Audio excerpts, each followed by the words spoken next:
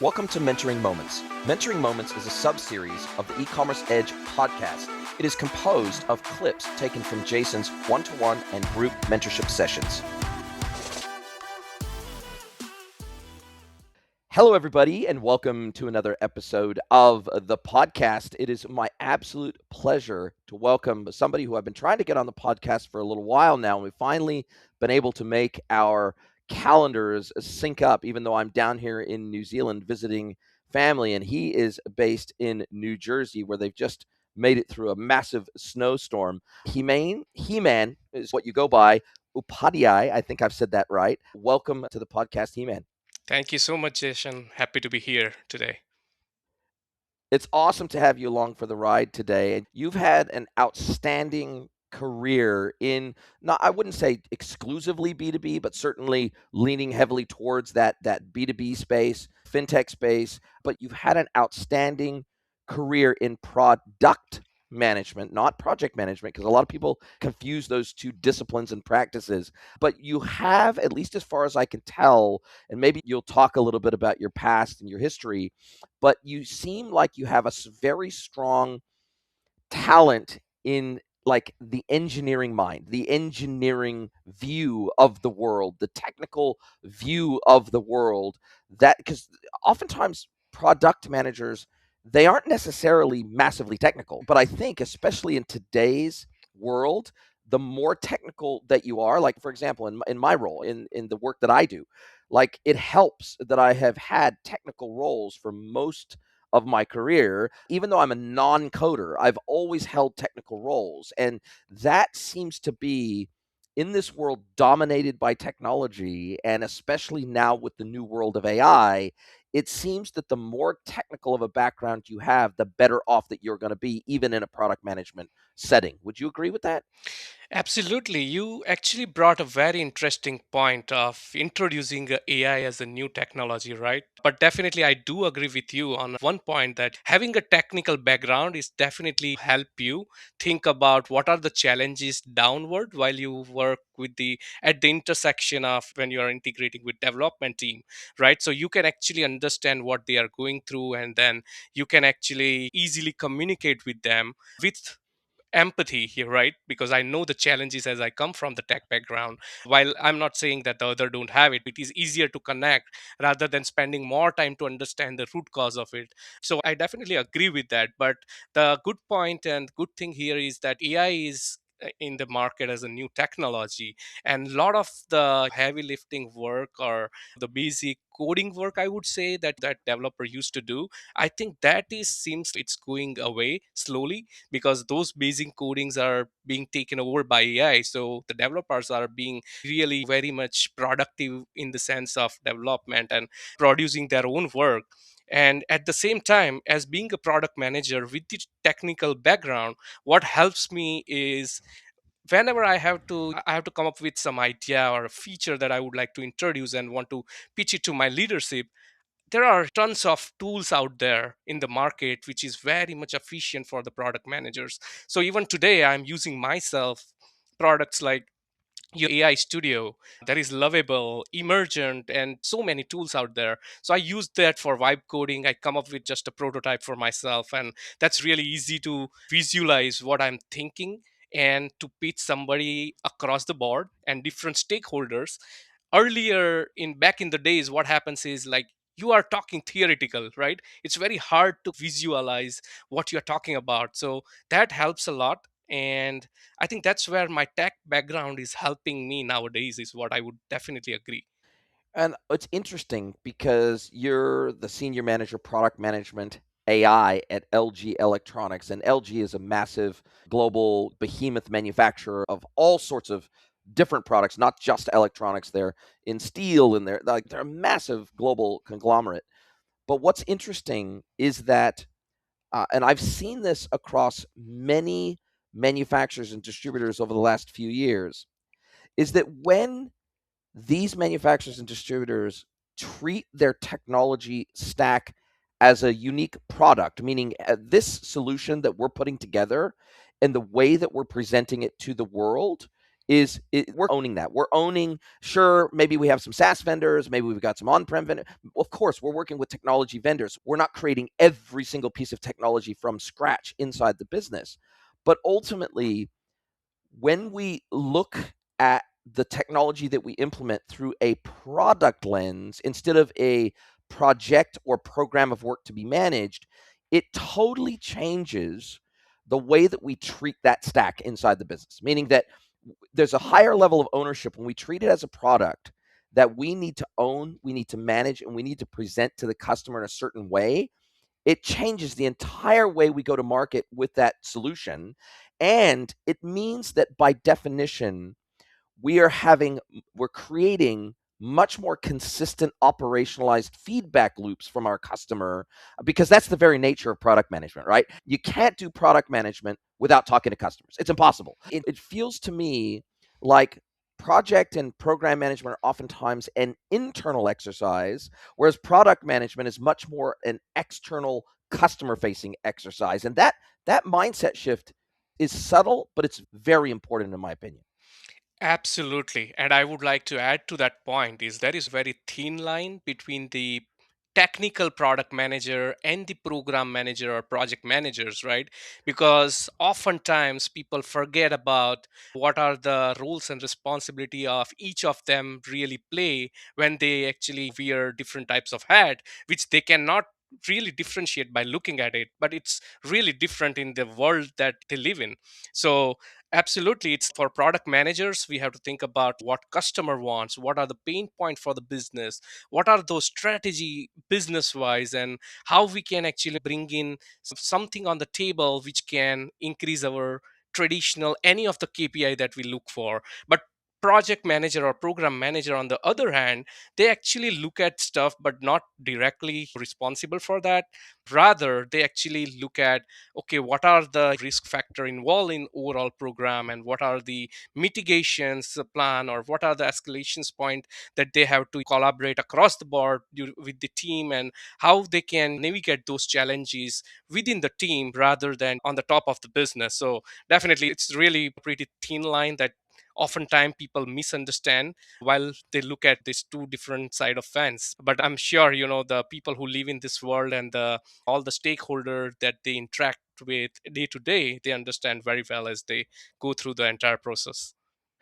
And I think that is even reflected in the typical reporting lines for a project or a program manager. Oftentimes, they're reporting either to an IT role, like they sit oftentimes underneath like a head of IT or a CIO or a CTO, or if you have a PMO, if you've got a project management office inside your organization, oftentimes they are considered an IT role. So their reporting line is all IT focused, right? Which oftentimes that's an internal facing role. Like when we're trying to manage scope, when we're trying to manage budget, when we're trying to manage timelines, like those are the key KPIs that a product or a project or a program manager are tasked with managing. And so it's oftentimes all about managing downside risk, right? Timeline risk, budget risk, scope creep risk. Like they're all about risk management on that side of the fence.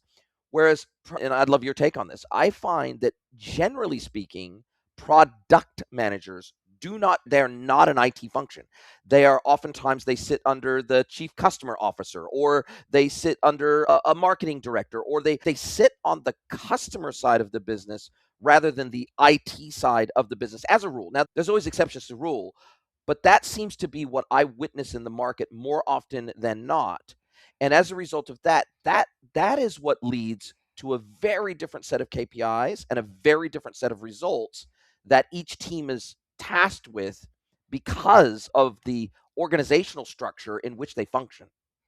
Absolutely, absolutely. And that goes back to how the organization strategy is, right? As you mentioned, like in a lot of the organization, product team actually sits right under the customer or a business side of fans rather than the IT side of things. But in a lot of the companies that I even personally work with, I have seen the product managers are sitting under the one roof as with the technical people, as well as they are actually interacting with the business side of folks as well, but they are not ladder up directly into their hierarchy. It's completely based on how it is structured in in each company and how best it works for each company. So that's how it is strategized. But more or the less, the product managers are always customers centric, I would say. And we always have a mindset of customer first, so that we look at what are the pain points that should resolve the problems for customer. And that's how we always approach our solution, not by looking at how we are basically set up within the organization, because these are all internal things for the company. But always have the approach and the mindset to think about what customer wants, what problems that we can solve for the business, which can lead up to the less and efficient, I would say, operation for the business people on a day-to-day basis. I guess that then also extends down into even the way in which you prioritize, classify, rank, like force rank things to be improved in the stack, things to be improved in the customer experience. And I think it also has an impact whether you are thinking about a B2B experience that you're trying to create. So, obviously, in the case of LG, if you're a manufacturer and you're selling, you might sell direct to consumer in some markets and in some channels. You might also sell via distribution. And so, you have to think about very different experiences depending on who the customer is in a given market or channel or system that they have to interact with. You now have to think about, okay, who's our customer in this environment? Is our customer a distributor? Is our customer a major chain retailer that's carrying our products? Is our customer a direct to consumer customer that's coming to one of our D2C facing websites? Like, who the customer is plays a massive impact. Like, you might, like, I don't know what your tech stack is, and I'm not even going to ask you. But for example, if you're a manufacturer, you might have a Shopify website for your D2C website, and the experience you're trying to create for a D2C customer is going to be wildly different to the type of experience that your distributors expect from you in terms of self service.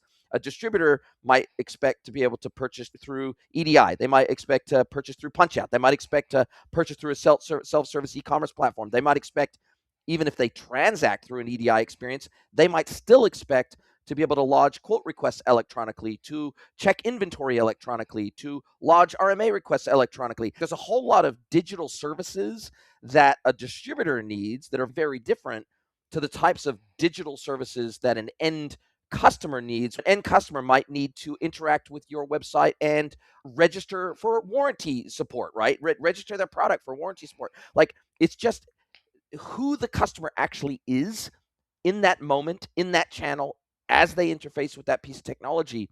It dramatically impacts what you're building. Absolutely, absolutely. And that's definitely a good point that you brought up, right? Like how we are selling and different types of project products to the what type of customers, right? So that definitely it's like what channel that your product goes through. I have myself, I have experience working with D2C commerce and the direct to consumer customers, where there are a whole lot of different products that we have to deal with, and the customer mindset is also completely different than how the distributors works or the wholesaler works and so on. So on the B2B commerce side, sometime the everybody comes with a mindset that why can't we just make our experience exactly the consumer, and it is very seamless, so they can have the very easy and seamless experience to shop and buy the product quickly. But that's in the real world, that's not how it works, right? It depends on what products that you own, what is your catalog, what kind of taxonomy that is being set up within your ecosystem based on the business strategy, right? So you have to see what those product lines are. You have to work with the marketing and sales people to understand that line of the business, and then you can decide what channel really makes sense and what kind of process that we can introduce digitally that is very much efficient for the customer. At the same time, on the back end, while you have all your operation team, how you can make their life easier, I would not say easier but more efficient to speak, so that they don't have to go through a lot of approvals or back and forth or coordination just to facilitate one customer, and that might impact the customer experience itself, because then customer is sometimes not happy if your internal operation is not efficient as it should be, right? So for example, even I talk about LG. I started when I started my career. I had a privilege to work with the D2C side of fans, right, where we have revamped completely our ecosystem in the back end and improvise all the customer pain point, customer experience, and within since I joined, we have a very great experience on the website that you have seen. On the other side, we have small dealers who are looking for specific tape products, and they don't want to go through that consumer mindset because they are not like really a end consumer who are purchasing a product. Those are dealers who want bulk products so they can sell it to their own customer. But do we have any different portal for that? So that's a mindset that we came up with, and there is a idea behind, okay, I think we need a separate portal either under the roof of our ecosystem or completely separate, which can work for them. So we have strategized that, and we came up with a completely different portal where we onboard all small medium dealers, and we actually collect all the paperwork from them. We work with tax team, so we have completely made the whole process automated. So for that operation wise, it is much seamless for them to handle all the customer onboarding and give the approval in very short time rather than waiting for weeks.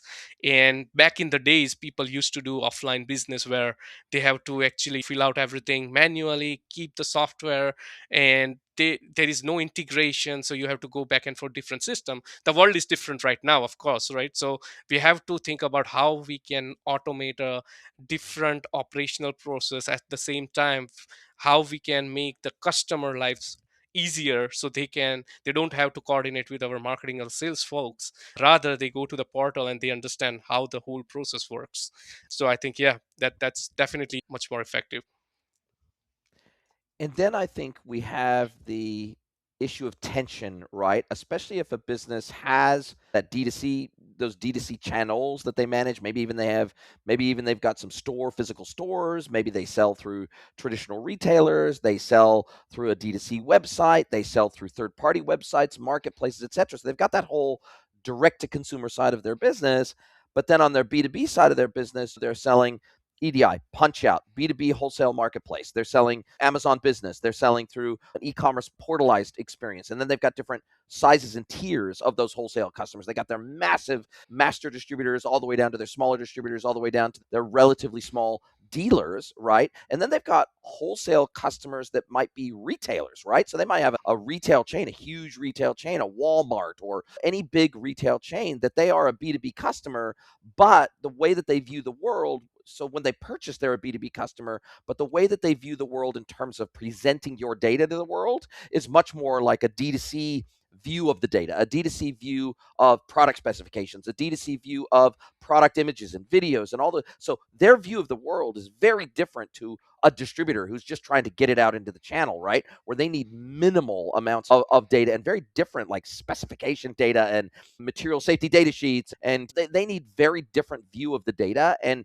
when we're trying to harmonize a tech stack, that becomes a real challenge because, for example, if you're implementing a new PIM, now I have to think of a whole suite of attributes around our products that are very marketing and customer focused. Or I then also have to think of a whole suite of attributes and data and formats of data, CSVs and PDFs and images that are all targeted at our wholesale distribution customers. Like, and to try to harmonize that on a single tech platform, it can be done, and it usually is, because you don't want to run different PIMs for the D2C side of your business versus the B2B side of your business. But harmonizing that and capturing the requirements when you're effectively building a new product out inside the business, let's just call it the PIM product.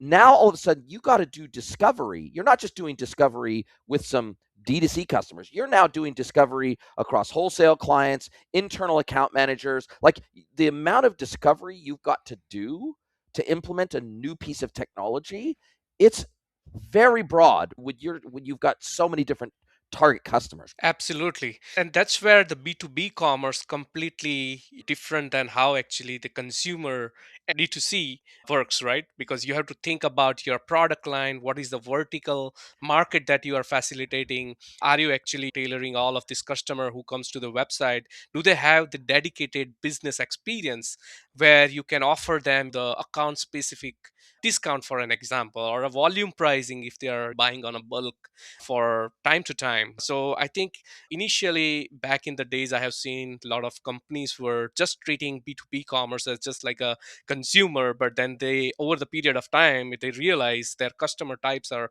completely different and we need to treat their experience completely different than the consumer, right? So that's where I think we have, as a product manager, that's where the strategy comes into the picture, how we can strategize this so that the business customer can be satisfied in a seamless way, and then B2B customer does not go on the website and say, okay, I think this is, there are just certain things that I do as just regular customer, but there is nothing as a business that I can do anything on this website. So that's where you have to think about how you can introduce bulk or volume pricing for your different type of products that you want to sell, and that completely depends on your business line of products, right? At the same time, if there are some common products which can be utilized by consumers, so you also have to think how you can facilitate those customers at the same time while not losing the business customer who you are onboarding on your website, right? So certain things like, let's just allow customer to purchase certain products in certain quantity as a guest. So if there is a single product that they want to even purchase, they should be able to do that.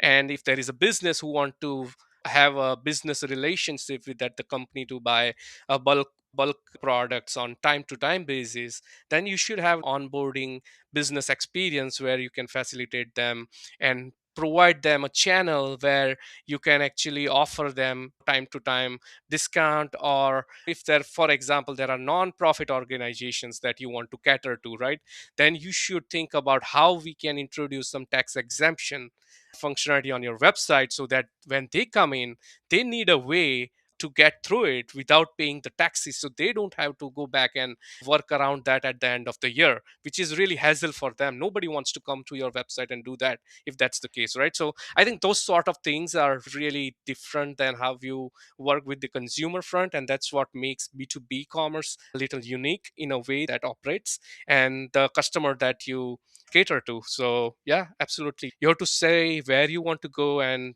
completely depends on your product line and the products that you own.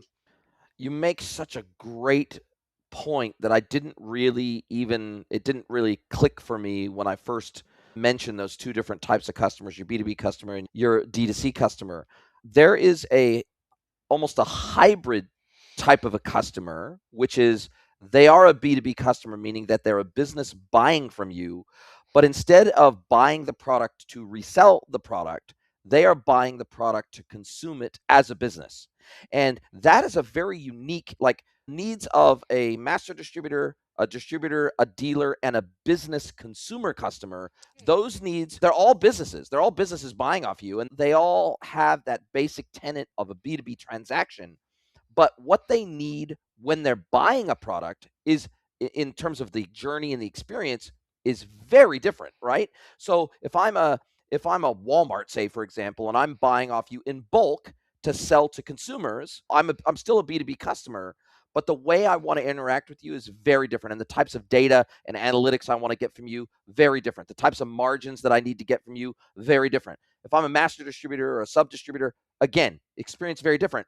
If I'm a direct business consumer of your products, meaning I'm buying your products and I'm using them in my day-to-day business operations, that also is a very different journey that I need to have to be able to feel like you understand me, to feel like you have empathy for me, to feel like you care that, oh, hey, me as a business consumer of your products, I need a very different experience to what one of your master distributors needs, right? Like, obviously, if I'm a master distributor, now I've got to get data out into the market to the sub distributors. I've got to get now product data out into the hands of the dealers. I've got to get deprecation data, for example, or replacement SKU data, substitution SKU data. I've got to be able to get tables of information comparing. In the case of LG, let's say it's refrigerators. I don't know, maybe I got 10 refrigerators that physically look very similar, but they've got different specifications. They've got different internal capacities. They've got different cooling capabilities. They got, like, the types of data we've got to get into these different buyers' hands. Like, it's pretty wild how much slicing and dicing of data we need to do to get it into the right hands in the right moments. Absolutely. That's absolutely right. One thing I have learned building this kind of stacks is that you are not just managing the channels, you are really managing very different information needs sitting on top of the same products.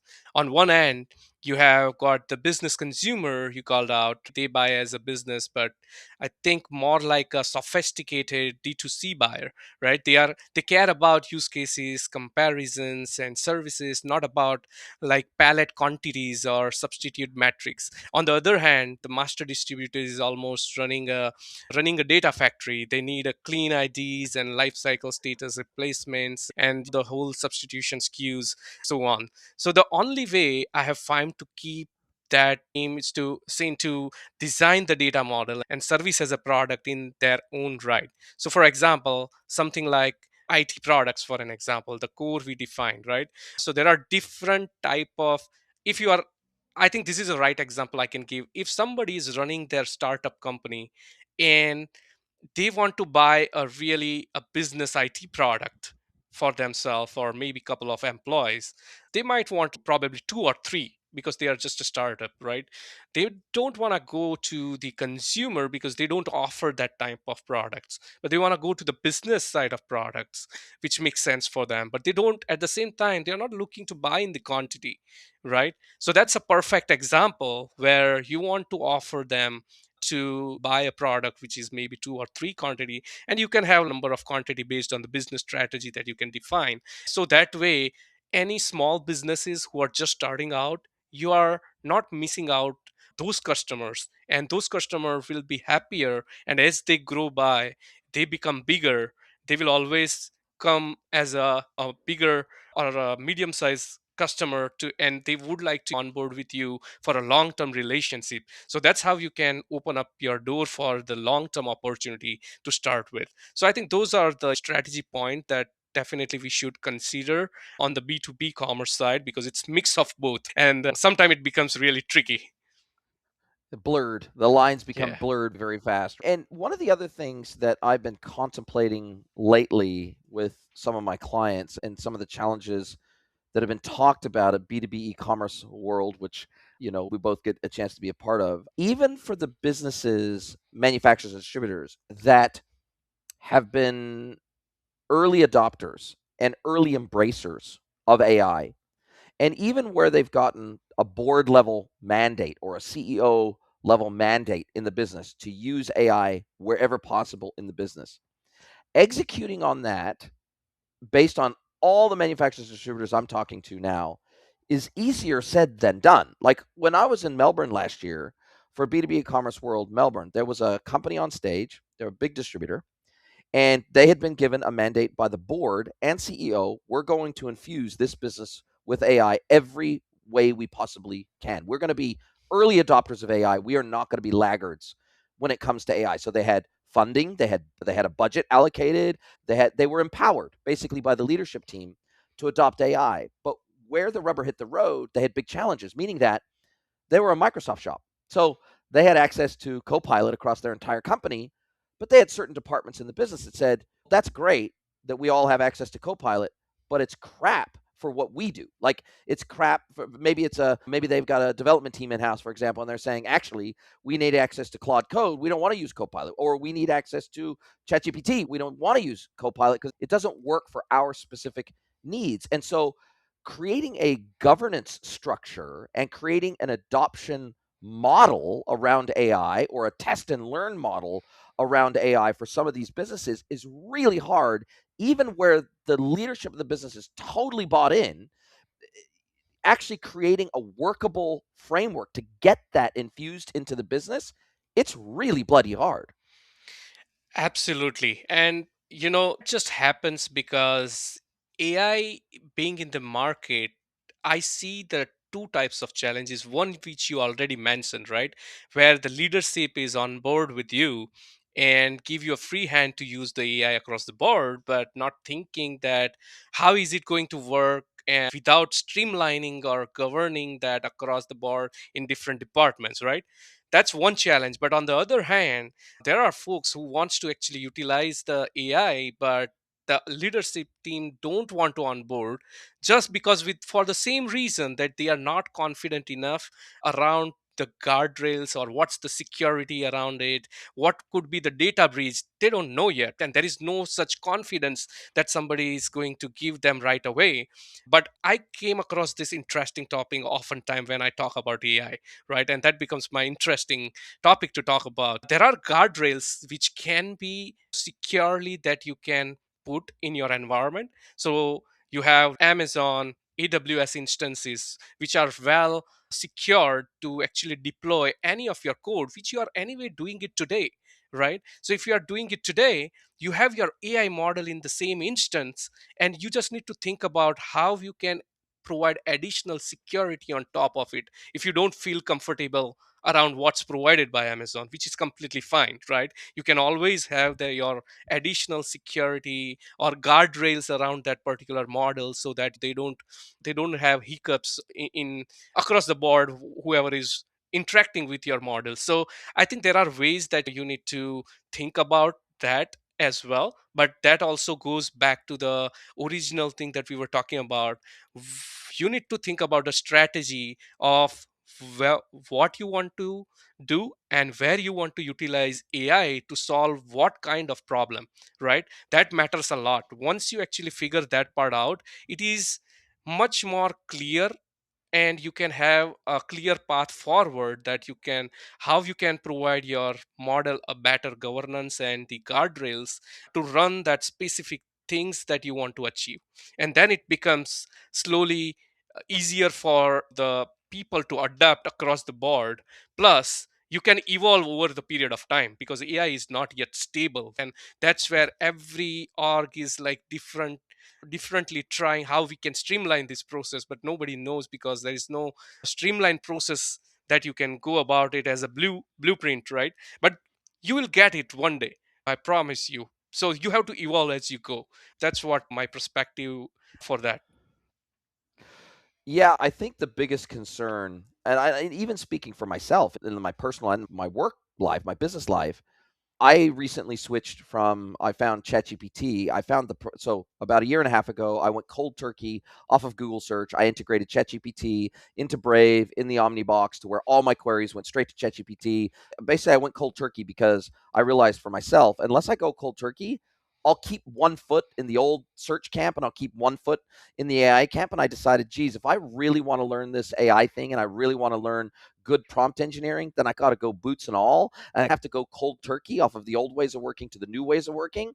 And then about a month ago, I realized ChatGPT, its performance has really gone down the drain. And I found that there was a lot of things I used to be able to do that it doesn't allow me to do anymore without connecting to third-party services. And I was like, this, and I'm paying for it now. And I'm like, ooh, that experience is not very good. So I started testing out Grok. I started testing out Gemini, and I found that Gemini, which started out completely crap, now, as of Gemini, I think the latest is 3.0, I found that Gemini 3 is amazing. It's very good. And so I redirected all my box queries from ChatGPT to Gemini 3. And to your point, I think there's this one-upsmanship in AI right now, and all the majors are pouring billions of dollars into the tech. And so I think we are going to see a lot of leapfrogging for probably at least another 1, 2, 3 years until they all run out of money or until only the biggest companies are left standing. But I think what that is leading to is a fear inside most companies that AI is going to turn into just another form of shadow IT, right? That's what they're concerned about because they've already experienced that in the past where a department head or a manager or a leader gets a budgetary authorization, a self-authorization up to $1,000 per employee per year that sits underneath them or something like that, where they can go out and they can subscribe to Slack or they can subscribe to whatever SaaS software they want to subscribe to. Maybe it's Notion, maybe it's whatever, in order to do their jobs. And what IT teams have found is, oh my God, when we do that, we end up with shadow IT spread across the whole company. And we don't even know what software we're running in one department, let alone duplication of software that we might have running across multiple departments. And they're really worried about that with AI. So I am finding that in general, most companies are over governing AI initially because they're so terrified of it turning into shadow IT, and they're so terrified of customer data exiting the business or being used on training models or whatever. They're so worried about it that they are locking it down before they can even realistically define an AI strategy, because there's so much movement in the technology still. So how do you think these businesses should be balancing their need to test and learn versus their need to govern and lock things down?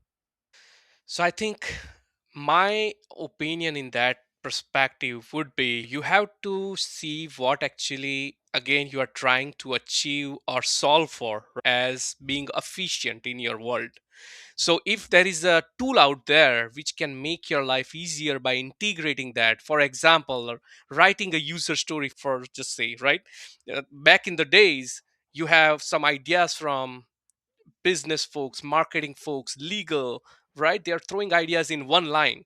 You got to figure it out like what it really translates into when you want to actually implement into your ecosystem or you want to actually solve for it. Then it becomes really a big world in itself, right? That we have seen a lot. Now that becomes easier with ChatGPT and some other models right out there. But beyond that, if you want to see, let's say there are project updates, and I was talking about the user story management, if you want to write that, you do have meeting notes AI that you have to actually streamline in your org, because nowadays everybody using like different tools, and in some time it is allowed within the company, it's not, right? There are compliance and legal factors around that. So you have to see what your leadership and company agree to, and once you have those kind of tools introduced within your team or org, then you can utilize those and integrate that with the existing tools like Slack, right? So once you have the meeting done, there are the action items that needs to be done by each of them. There is one channel that you might have in Slack where this particular AI tool is going to trigger all the notes to your Slack, and everybody is aware about what they're supposed to do after the meeting. So that's one of the example which is very efficient that one can have. So it really depends how you can strategize whatever in the market, but there might be sometime no tools which fits your organization, or you might, or your legal team completely may not want to do that because they are not comfortable applying that AI model, since everything is third party and you are giving your data to third party, which can also create a lot of legal and compliance issue within the org, right? So you have to be very careful about those things and then utilize how you want to go about it very securely. But my take is that just look at your root cause and align your AI tool out there in the market. There are already 1,000 tools, and I'm seeing like every week, every day I am coming across some new tools which is much more efficient than what I see last week, right? So it's just like outperforming day by day, and that's where I said we have to evolve as we go. So just utilize what is a great fit for your problem and for efficiency. Just start using that so you have a basic idea of what you want to do, and as we evolve you have much more better tools in the future.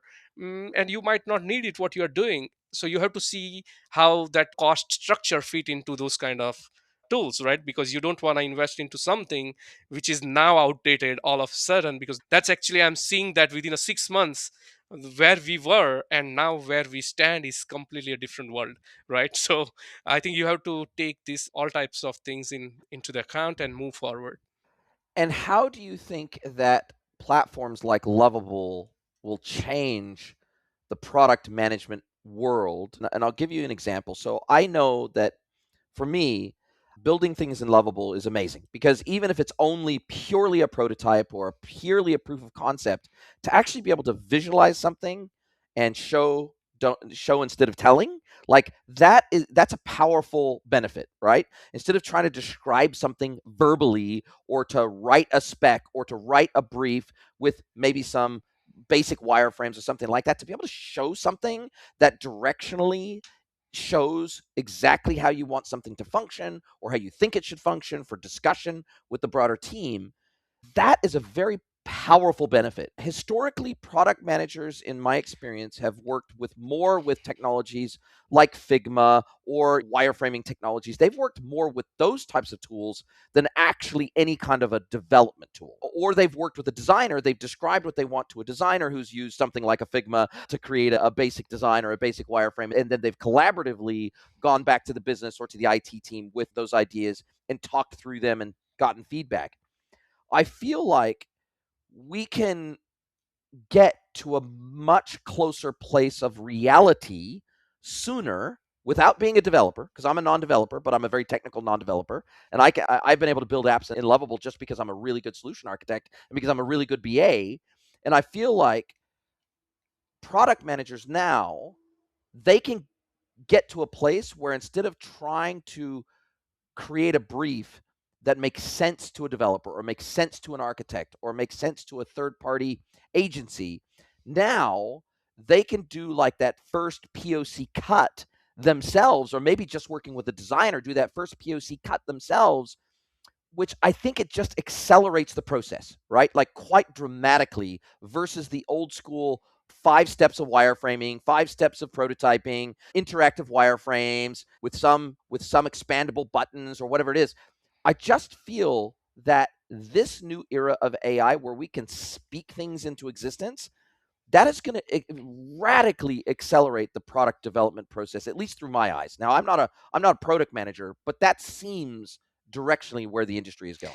No, absolutely, 100%. I agree with your point that you brought up, right? There is a one advantage powerfully that you already mentioned, that we can actually come up with the POC by yourself, because back in the days we have to work with the designer UX, right, to come up with, hey, what this is what I'm looking for. They come up with the ideas, variations, we go through revisions and then say, okay, I think this is something that's great, the variation that you come up with, and this suggestion looks really a best fit for the product. Let's just introduce this to the whole team, right? Then we go and discuss among the cross functional team, review that together, take all the inputs, and then again do the revisions. So that takes like weeks, and on top of that we have to work with the development team to come up with POC, right? We don't know that product is going to perform well or not, right? So we have to do that POC and A/B testing and whatnot, right?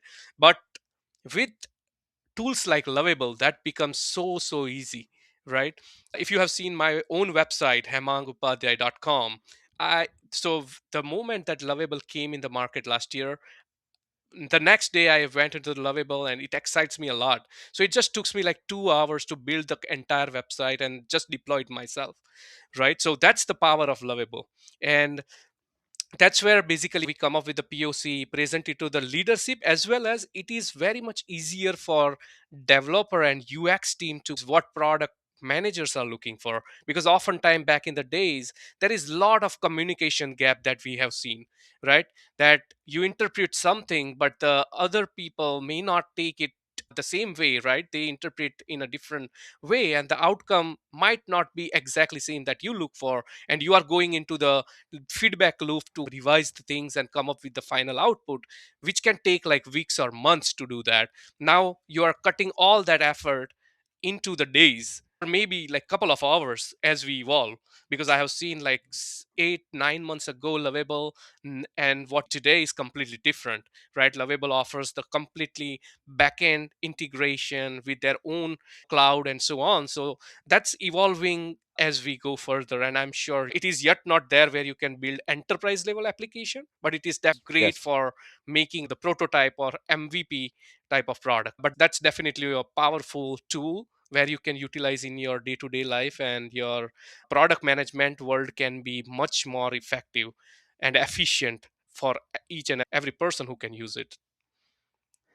And I think it shifts the balance of power away from coders, right, who have had a lock on the world. They've had the world in a stranglehold, frankly, for 20 years at least, where the engineers were the top of the heap, right? They dictated everything to a business, and they could command ridiculous salaries. They could command a much higher salary than a product manager, a program manager, a project manager, an account manager. Like they could command salaries that were sometimes 2 or 3 or 4 or 5 or 10 times more than the people that were interfacing with customers, or the people that were interfacing with internal teams, or the people that were running these projects, or even the designers. They could just command an outsized salary because the bottleneck of everything in your entire company came down to engineering, right? So it's how fast can we develop things? How fast can we build things? How fast can we prototype things? How fast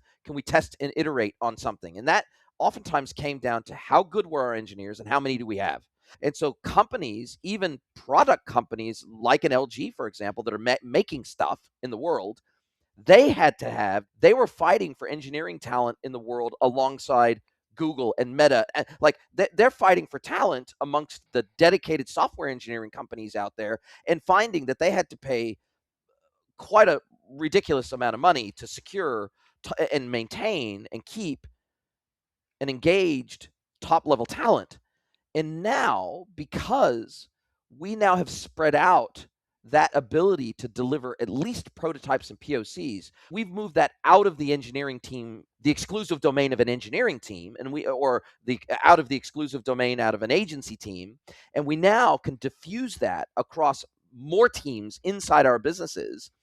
It feels like it is sure AI engineers are still as rare as hen's teeth, and they're still getting paid an obscene amount of money, of course. But I just feel like the stranglehold and bottleneck of development is slowly starting to go away, at least for the test and learn phase of our product development life cycles.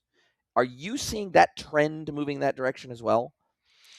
Absolutely. And there is a fear in the market, right? Which is like AI is taking everybody's job, right? But that is, at some extent, it could be true, right? But there is also other side of the things that people has to think about. It's not just the technology stack is going to die, right? It is, Yeah. this technology is going to make you more efficient the way that you were working. So obviously, if you say, hey, I am going to code a basic level page, that's not happening because AI is going to take over and do that by itself. You are actually 2 step or 5 step ahead. You have to think that way, that you know what you can do much more efficient and how fast you can ship the product. Back in the days, there is a tremendous level of pressure from leadership that we want to ship the product because that makes a lot of revenue is what we see. And just delaying those stuff because there are a lot of technology challenges that we have to deal with before we actually ship the product out of the way. And if there are challenges, we cannot really compromise on the customer or business front if that exists, right? So that takes like months, and we have to actually negotiate the timeline. We have to push back our releases and so on. But that era is gone, I feel, right? Now you can actually efficiently ship your product. You have the POC with your product managers sooner than later.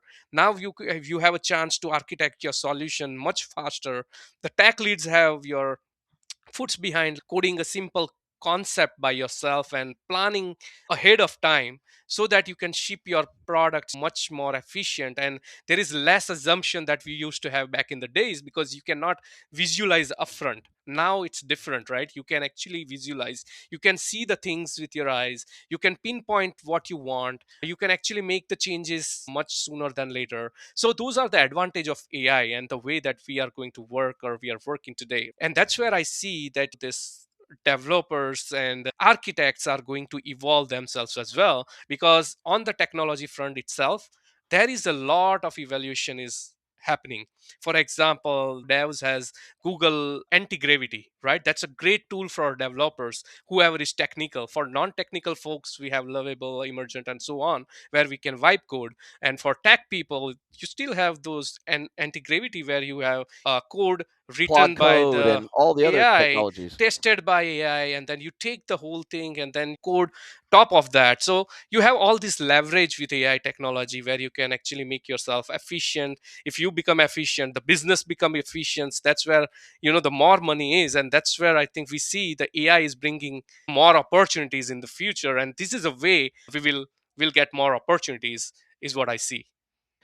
And I think And really love your take on this. I've mentioned this on the podcast before. I remember a day, because I'm old enough now, I'm 51. So I remember the pre internet era, the coming of the internet era. And then I remember once internet went mainstream, and then mobile, and obviously broadband and everything else. And I'm probably the last generation that can remember a time when there was no internet. But I also remember a time when the internet became everything, and it became literally we held the world in the palm of our hands. So I remember both.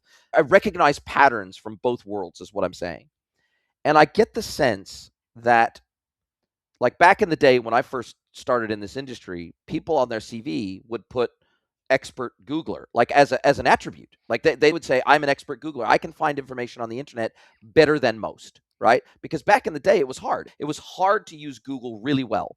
And today, you need to be a pretty good prompt engineer to get good results with the major LLMs, right? And it takes a little bit of practice. It takes a little bit of trial and error. It takes a little bit of skill. It takes setting up some of the pre-prompts correctly, some of the boundaries a little bit correctly. It takes a little bit of dedicated time to get good at this AI thing, right?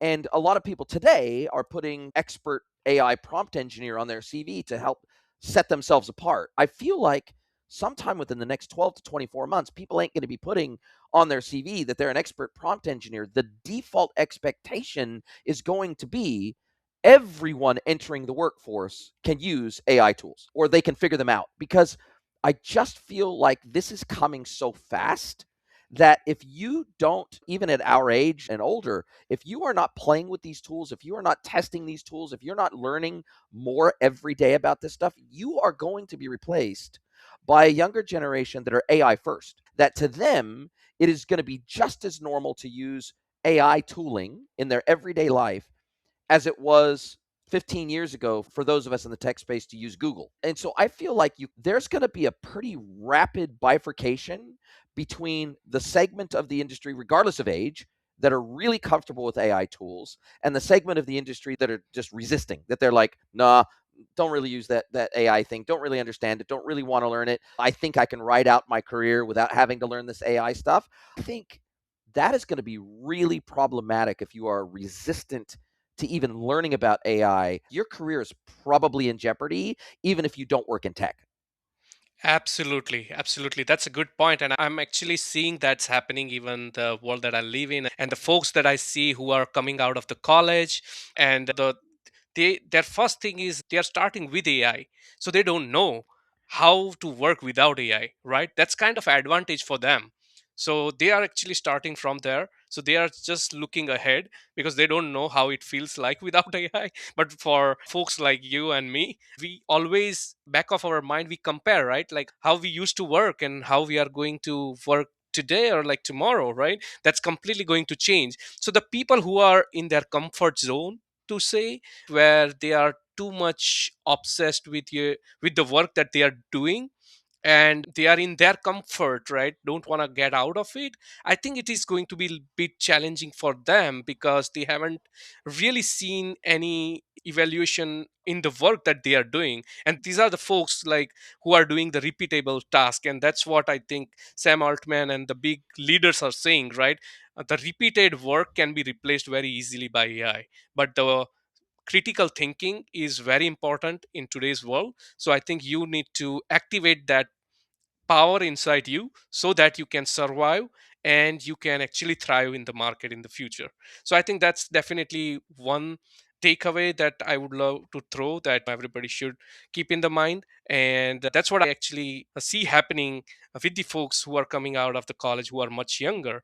But I actually feel for the people who learned their courses without AI, but by the time they are in the Oh, market, there is AI, right? So they are stuck in, we were taught to do different things, but now we are looking and we were being expected to do something else, right? So that's challenging for them, and I feel a little sad about them that this is definitely challenging for them to continuously evolve over the night. I would say that's how it becomes for them because just they are coming out of the college and looking for a job. This is it, that itself is challenging for them. On top of that, adopting a new technology and looking forward how the future looks like, so they are really uncertain about how they will make their future. But those are the challenging for many different people. But What matters the most is where you want to move and how you want to make your career forward. And that's where you have to see how you can apply your AI knowledge into your day-to-day activities or the career that you want to make in. And I think that's how we can learn and evolve and thrive in the market. Just my personal opinion. Couldn't agree more. If you could sprinkle fairy dust on the product management industry as a whole and you could change one thing about it at the snap of your fingers, what would it be? It would be just to coordinating with cross-functional team and miss and having a communication gap out of it, because it becomes like a telephone game, right? You talk to Yeah. one people, that people talk to other people. Chinese whispers, so to Right. speak. And in the whole loop, the end result is you just find out that couple of sentences are completely gone and the outcome that you see is completely different than what you communicated. Then it goes back to, oh wait, let me confirm with our product team what we discussed. So I think that's one thing I would definitely, with my fingertip, I would love to change. So that way it becomes so efficient and we can have much more better product in the market much sooner than later. I would say. So that's one of the, of course, biggest challenge. I'm sure a lot of people who are looking this podcast could can relate.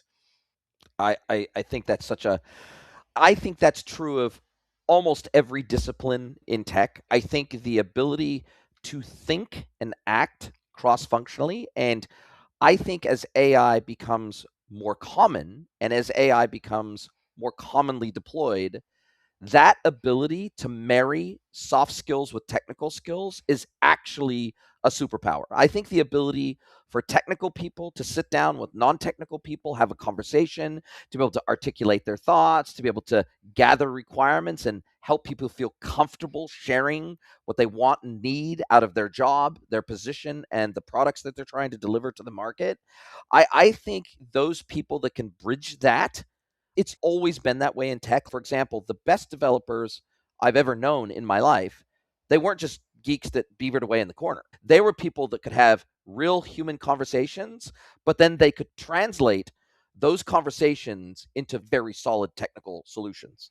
And I think that those of us that can bridge that gap whilst being empowered by AI and being given superpowers by I think that ability to bridge the technical with the human, that I think that is going to become the priority, because the reality is we're going to increasingly be able to build things without a pure developer's help. And in that world, soft skills matter more than technical skills. And so I think we're actually going to see in the age of AI a resurgence of the importance of technical skills, not a decrease in the importance of soft skills. So I couldn't agree with you more. Now, what's the best way for? I'll drop a link to your LinkedIn profile in the show notes, but if people want to have a conversation with you about product management and kind of this whole industry, the tech space, what's the best way for people to get a hold of you and have a yarn? Absolutely. Anybody can reach out to me by LinkedIn, or you can also look at my website, hemangupadhyay.com. It's literally my first name, last name.com. So it could be a little longer, but I will find some easier name for people to remember in the future. But yeah, you can just reach out via email, send an inquiry, connect me on the LinkedIn. You have my email on my website and LinkedIn both. So just feel free to reach out for any interesting conversation in the AI space, in the product management space, and I would love to have those conversation and exchange of ideas. I love it. That's so generous of you. Super appreciate it. Now, as we do come down to the end of our time together, it's been a super interesting conversation because I've never been a product manager before. I've helped to architect solutions. So it's always interesting to get that different view of the world from somebody that does something quite different to me. So I love that. Now, as we do come down to the end of our time together, I get to flip the script. I get to hand the microphone over to you. I get to let you ask me one question, any question you like. It can be personal or professional. So, He-Man, what is your question for me today? Absolutely. You know what? Let me start with real personal questions that I was wondering about. You have built this great podcast into major industry resource over hundreds of episodes where people can learn and take away from different background of people that you're interviewing, which is great, because I have been seeing a lot of podcasts which is based on different niche, or but nobody's doing industry specific B2B commerce to speak. So thank you for doing that. So I was wondering, personal life, I have seen that you born and brought up in USA, and then you were in New Zealand, and now you're living in Mexico. What made you move to a different places, and how did you end up living in Mexico as you have started your journey from USA? Fabulous question. And yeah, I guess I've always had, even from the time I was a little kid, I've always had itchy feet in the sense that I've always been interested in other people, other cultures, other races, other foods, other because I grew up in Southern California in particular is quite a melting pot. You have many different cultures, you have many different races, you have so I grew up having an appreciation of the broader world, and my family always encouraged that. And so I think I was a little bit lucky in that regard because some people they live quite an insular life and they especially Americans. There's a tremendous amount of Americans that don't even have a passport. I think it's something like 50% or something like that of Americans. They don't even have a passport. So they don't really travel outside of America. So they kind of have a bit of an insular view of the world. And for me, I never wanted that. My grandfather was from New Zealand. He moved to America when he was quite young because his father had died and he was left supporting his mother and five sisters. And so he moved to America when I think he was 19 or 20 when he moved to America. He met my grandmother, married her there, lived in America for the rest of his life. And my great grandparents, who I actually knew, they were young enough that I knew them when I was young. They had immigrated from Germany, so I guess I had always a pretty international view of the world, and I realized that I need to if I want to expand my thinking, if I want to expand my opportunities, if I want to not become like an Anglophile, if I want to be basically if I want to become the best version of myself that I can be, America doesn't have a monopoly on good ideas, right? No country, no people, no individual culture has a monopoly on good ideas. We all do things slightly differently and we all can learn from each other. And there are cultures like Indian culture, like my wife's Asian, so she's Chinese Vietnamese. When you look at China, for example, it's got thousands of years of history, of creation, of inventing things. So I always thought, man, I need to figure out a way where I can get out of America, not because I hate America, but because I want to see the world. And we were lucky in that my grandfather had to be born in a very specific window of years for us to be able to get citizenship through my grandfather in New Zealand. And so he was born in that very specific window of time. My parents, I had already moved out of home, but my parents came to me and they said, look, we're thinking of moving to New Zealand just for a different experience. Would you like to come with us? And I said, sure, why not? So I got citizenship via my parents, via my grandfather, and then we moved to New Zealand as permanent residents. And then after 5 years, we got citizenship here in New Zealand.